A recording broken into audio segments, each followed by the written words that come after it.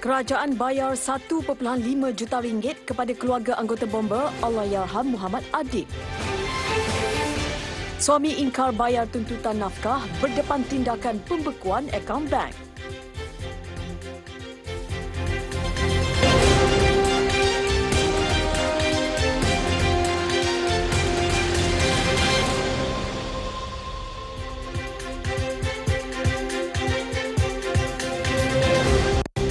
Assalamualaikum dan salam sejahtera. Saya Zaira Sri Zakaria. Mulai 1 Mei ini, kadar gaji minimum baharu RM1,500 sebulan akan dilaksanakan di seluruh negara. Perdana Menteri Datuk Seri Ismail Sabri Yaakob berkata, keputusan itu mengambil kira kos sara hidup yang kian meningkat sekaligus menekan golongan B40. Saya mendengar perbahasan yang dibawa oleh para perwakilan dan keluhan rakyat di luar sana. Justru hari ini saya ingin mengumumkan di Dewan ini bahawa kerajaan telah meluluskan pelaksanaan gaji minima sebanyak RM1,500. Pembayaran gaji minima ini akan bermula pada 1 hari bulan Mei 2022 ini. Beliau memaklumkan bagaimanapun syarikat kecil, mikro dan yang mempunyai pekerja serta pendapatan berkurangan, Kementerian Sumber Manusia akan mengadakan perbincangan sama ada untuk menangguhkan pelaksanaannya kerana tiada kemampuan. Berikutan itu, jelas beliau lagi, pelaksanaan gaji minimum ini hanya membabitkan majikan sektor swasta yang mempunyai 5 orang pekerja ke atas. Bercakap mengenai KWSP, ujarnya sebanyak 4.4 juta atau 54% pencarum Bumi Putra kini mempunyai simpanan kurang daripada RM10,000, sementara sebanyak 2.6 juta atau 25% lagi mempunyai kurang daripada RM1,000 atau hampir kosong.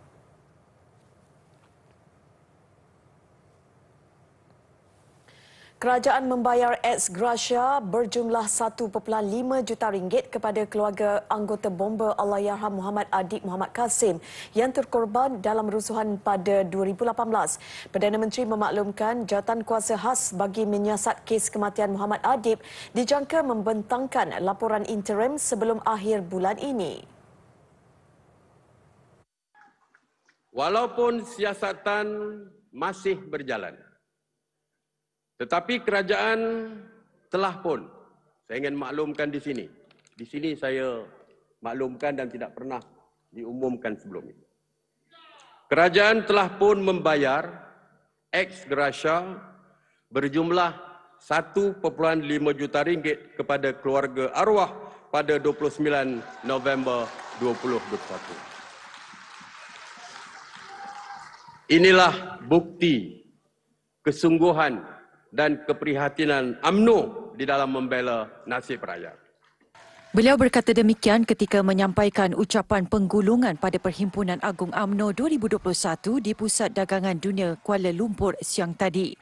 Tegas beliau, siasatan menyeluruh dan terus berhubung kematian Allahyarham masih dijalankan bagi memberikan pembelaan sewajarnya.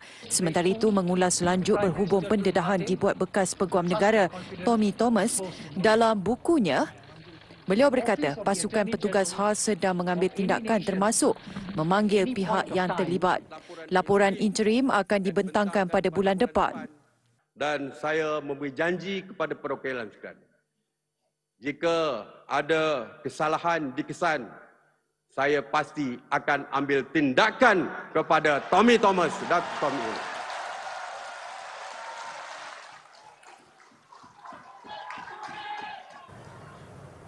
Sementara itu, bagi suami yang ingkar perintah mahkamah membabitkan tuntutan nafkah akibat perceraian, mereka akan berdepan tindakan pembekuan akaun bank. Ujar Datuk Seri Ismail, kerajaan mengambil tindakan itu sebagai menjaga hak wanita yang diceraikan setelah mendapat keadilan mahkamah. Apabila kita bekukan, jika sudah pun mendapat award ataupun perintah mahkamah, sebagai contoh bayaran RM1,000 sebulan, kita akan mengarahkan bank supaya bank membayar terus kepada isteri yang mendapat perintah mahkamah tersebut.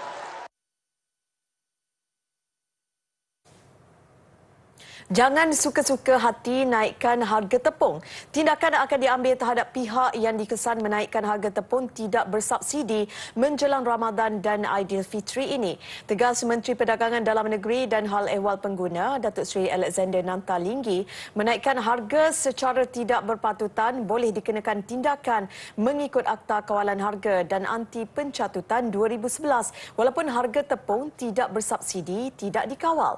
Beliau turut mengingatkan orang ramai supaya membuat laporan mengenai kenaikan harga barang kepada penguatkuasa KPDN HEP bagi membolehkan tindakan diambil.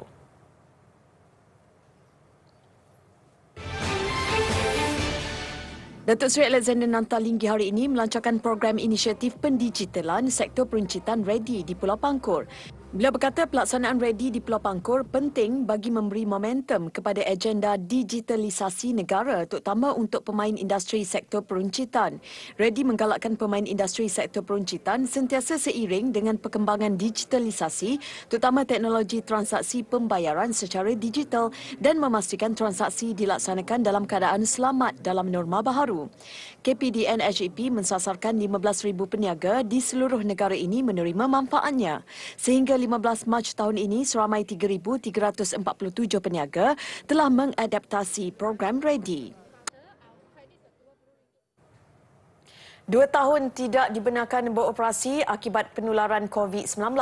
Tahun ini, Bazar Ramadan dan program Madinah Ramadan pada bulan puasa di Kelantan dibenarkan beroperasi semula. Pengerusi Jawatankuasa Kerajaan Tempatan, Perumahan dan Kesihatan Kelantan, Dr. Izani Hussein berkata, peniaga dan pelanggan Bazar Ramadan serta peserta program Madinah Ramadan perlu mematuhi prosedur operasi standard SOP yang ditetapkan. Mengenai bilangan peniaga diserahkan kepada pihak berkuasa tempatan PBT di setiap daerah. Di bawah Majlis Perbandaran Kota Baru, Bandaraya Islam sebanyak 13 tapak bazar sudah diluluskan. Bagi Madinah Ramadan pula, Dr. Izani berkata program yang melibatkan aktiviti seperti solat tarawih, berbuka puasa dan sahur itu akan diadakan di Stadium Sultan Muhammad IV. Persiapan seperti memasang kemah juga telah dilakukan sejak Ahad lalu. Pada tahun ini, kira-kira 500 jemaah sahaja dibenarkan mengikuti program Madinah Ramadan bagi mematuhi SOP.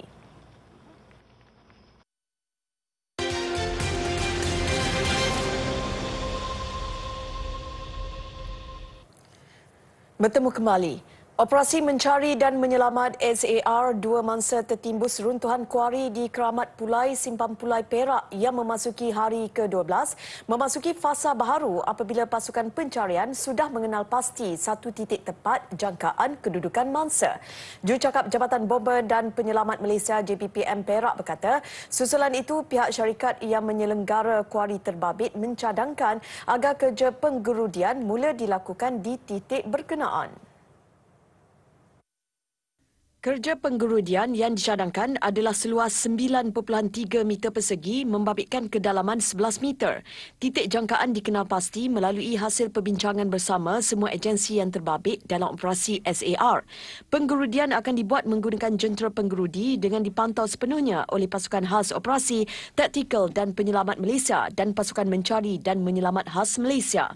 Manakala pemantauan diteruskan terhadap kerja pengalihan batu untuk ke titik mangsa dipercayai tertimbus oleh pihak syarikat kuari menggunakan 2 jengkaut. Dalam kejadian 9.40 pagi 8 Mac lalu, 2 mangsa yang dipercayai masih tertimbus dikenal pasti sebagai Itam Bahlasuh 43 tahun dan Hio Lucius Sun 49 tahun. Kementerian Kerja Raya sudah menjalankan kerja pembaikan di 121 buah lokasi runtuhan cerun di seluruh negara.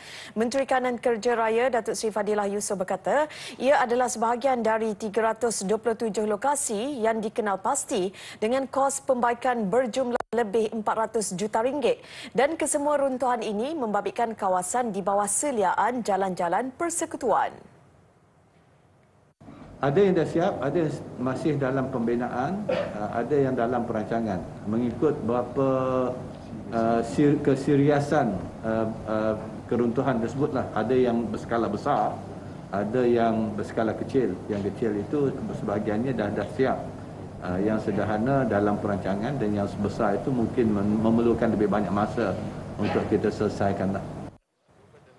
Antara lokasi pembaikan termasuk di Cameron Highland Pahang, Simpang Pulai Perak dan Genting Peras di Negeri Sembilan.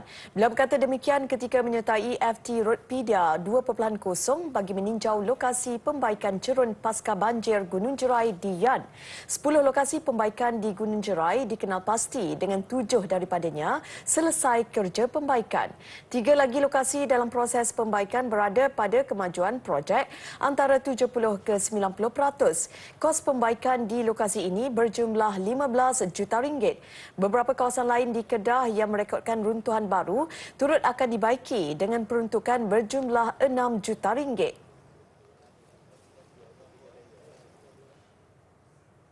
Kanak-kanak OKU Nur Jannah Nazirah Muhammad Sukri, 7 tahun, yang menderita sakit tulang belakang yang kronik, tetap bersemangat untuk memulakan sesi persekolahan minggu depan.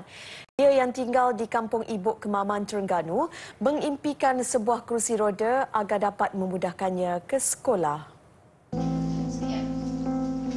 Nur Jannah dikesan menghidap penyakit saraf tunjang sejak lahir menyebabkan tulang belakangnya membengkok. Dia tidak mampu untuk berjalan dan bergantung kepada bantuan papan luncur untuk bergerak. Nur Jannah juga menghidap penyakit jantung terbalik. Jantungnya berada di bahagian kanan dada. Anak bongsu daripada 2 beradik ini hanya mengesot dan sukar menguruskan dirinya sendiri. Namun dia tetap bersemangat mahu memasuki alam persekolahan di tahun 1 Program Pendidikan Khas Integrasi Pembelajaran PPKI Sekolah Kebangsaan Ibuk. Bapa Nur Jannah bekerja sebagai penjaga stor dan isterinya Siti Suhailah Mat Nur tidak bekerja. Pendapatan bersih RM1,000 sebulan tidak mampu untuk membeli sebuah kerusi roda untuk Nur Jannah. Ajak keluarga lah. Macam saya bagi tahu tadi lah, lebih kurang dekat RM1,000 dah balancenya. Lepas bayar hutang-hutang semua macam tu lah. Esko Terengganu Hanafiah Mat yang prihatin dengan nasib keluarga ini tampil menghulurkan bantuan sebuah kerusi roda khas bagi memudahkan pergerakan Nur Jannah. Muhammad Syukri dan Siti Suhailah yang bersyukur dan terharu dengan pemberian ini berharap kerusi roda berkenaan dapat membantu anak mereka ke sekolah.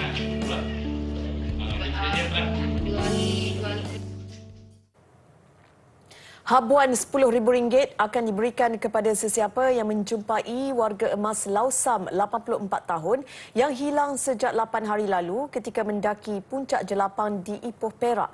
Kata anaknya, Lau Kok Gian, ganjaran itu akan diberikan kepada individu yang menjumpai bapanya sama ada dalam keadaan masih hidup atau tidak.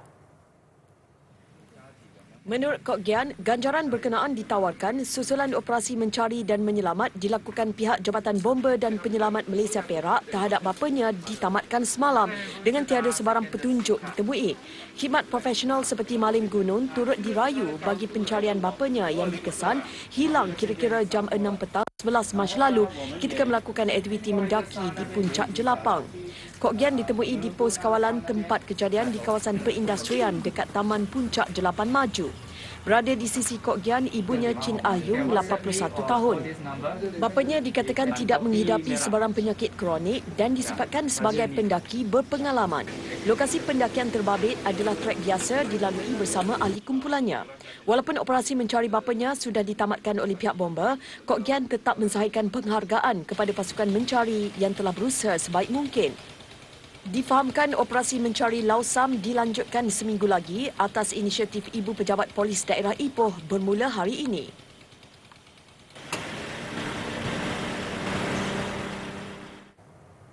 19 individu termasuk seorang warga asing ditahan kerana disyaki terbabit dalam aktiviti memburu secara haram.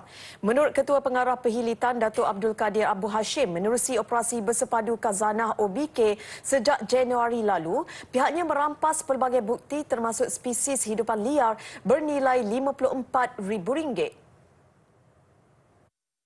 Bahkan di lapangan dan selain itu ada kesan-kesan kemah rogasi kita dapat kesan dan juga kesan tebangan pokok karas yang menghasilkan gaharu pun kita dapat kesan dan ada lebih daripada 150 lain-lain kesan pencerobohan telah berjaya kita rekodkan.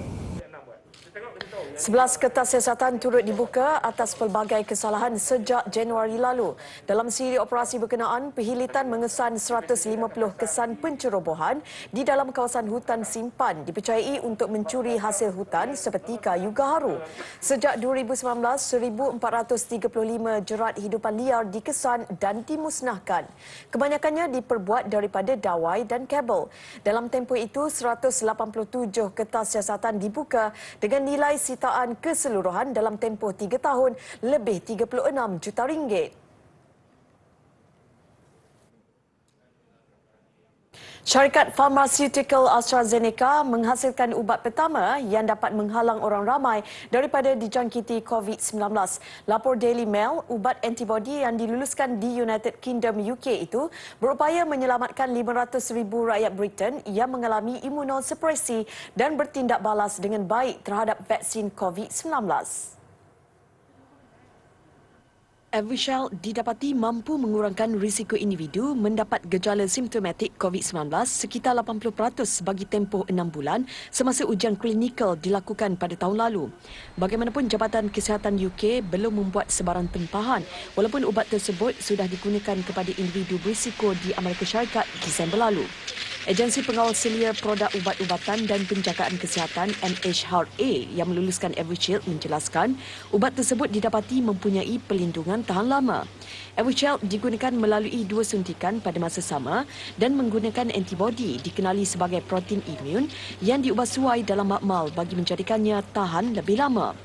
Walaupun vaksin melatih badan mengumpulkan tindak balas sendiri terhadap COVID-19, ubat tersebut akan melangkaui proses itu dan menjadikan antibodi mudah didapati.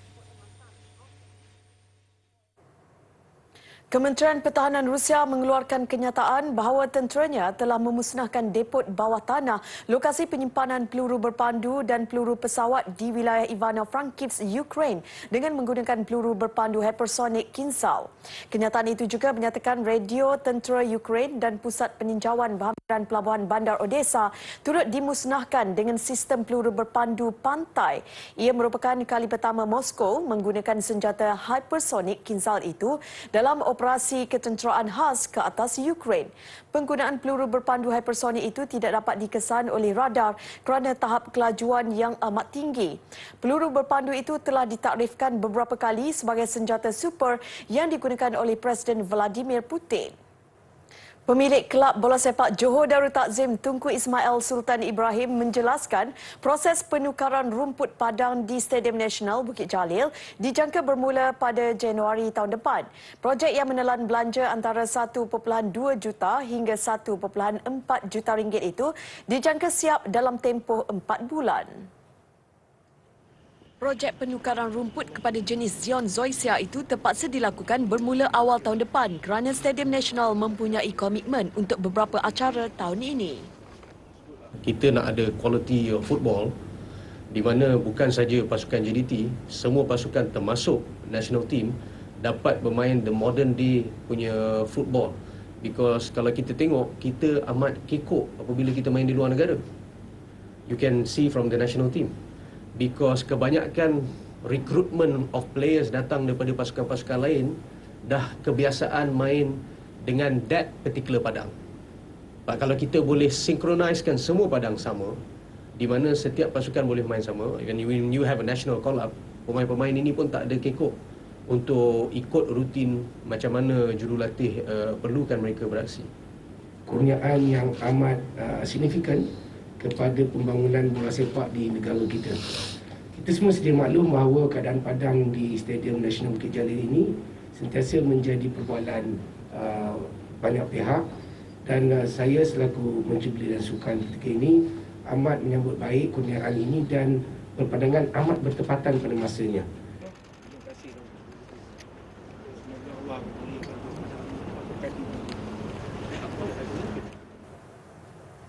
Dan seperti biasa, sebelum berpisah, saksikan sebuah restoran di Taiwan yang menawarkan peneman iaitu patung silikon menyerupai gadis yang lengkap berpakaian menarik khusus kepada mereka yang putus cinta atau mereka yang mahu menjalinkan hubungan cinta. Saya Zaira Sri Zakaria. Bertemu lagi esok jam 7 malam. Assalamualaikum dan selamat malam.